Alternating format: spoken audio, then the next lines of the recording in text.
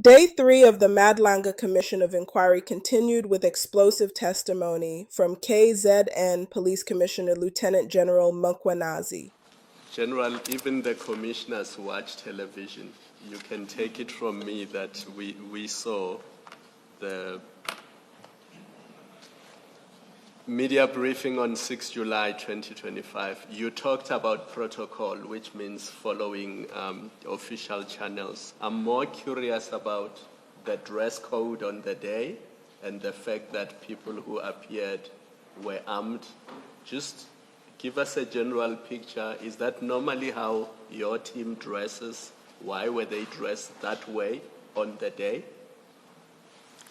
Although we have to now display our tactical strategies in public, but commissioners, as we're investigating and this picture coming together, then we start realizing that we now have to move from being a service provider to society to becoming a force in order for us to prevent the El Cadors and the Mexicos to happen in this country. Because the threat, the enemy that we saw that is infiltrating crime intelligence, is infiltrating parliament, and is controlling our executive authority and going into the heart of the police operations, which is investigation.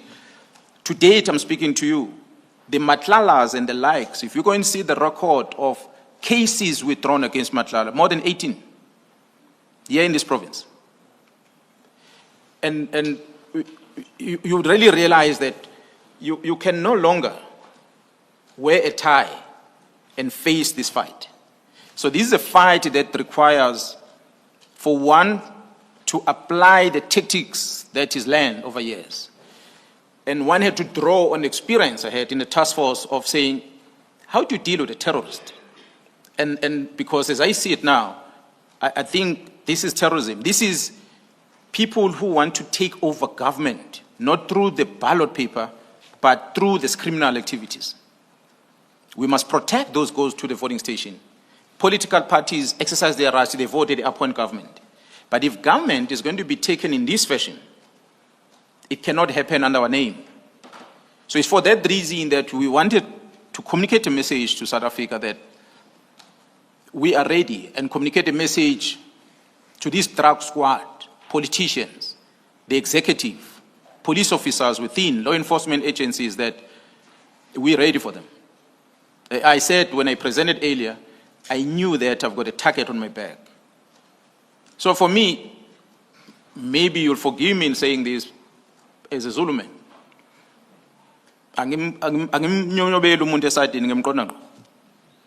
So I wanted to make sure that they get a message that I don't sneak up on a person.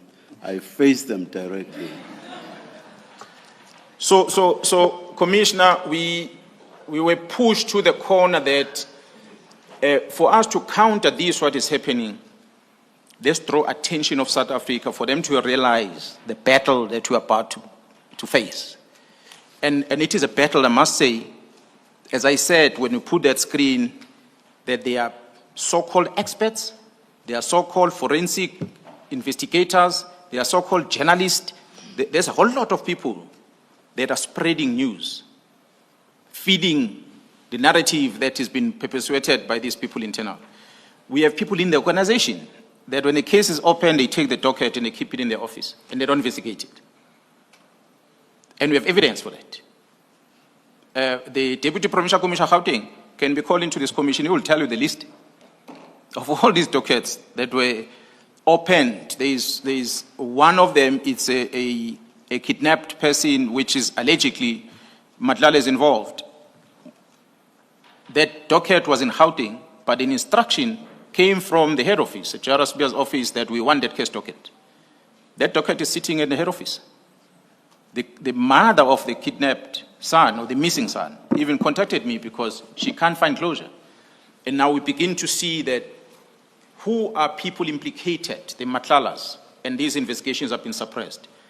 We therefore cannot sit back, commissioners. We must take off our palaberam shoes and take off our blue uniform and wear boots and go and face the enemy directly. Thank So you. the short answer was the attire was a show of force.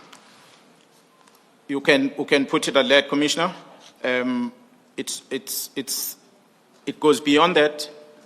You have to win a psychological warfare. You need to win physical warfare. And while we're doing that, we're beginning to see suspension of some people that were blocking investigations. And we start seeing cases being enrolled that involve these people. I must say that that press briefing put about pressure to the people that were blocking this investigation from happening. The team is working day and night, albeit the court putting Khumalo and the team outside to frustrate them, but they still find a way of pushing forward to make sure that we collapse this entire enterprise that has developed in front of us for the safety of our children and for the safety of the citizens of this country. Thank you, General. Commissioner, that answers your question. Commissioner Khumalo. Thank you.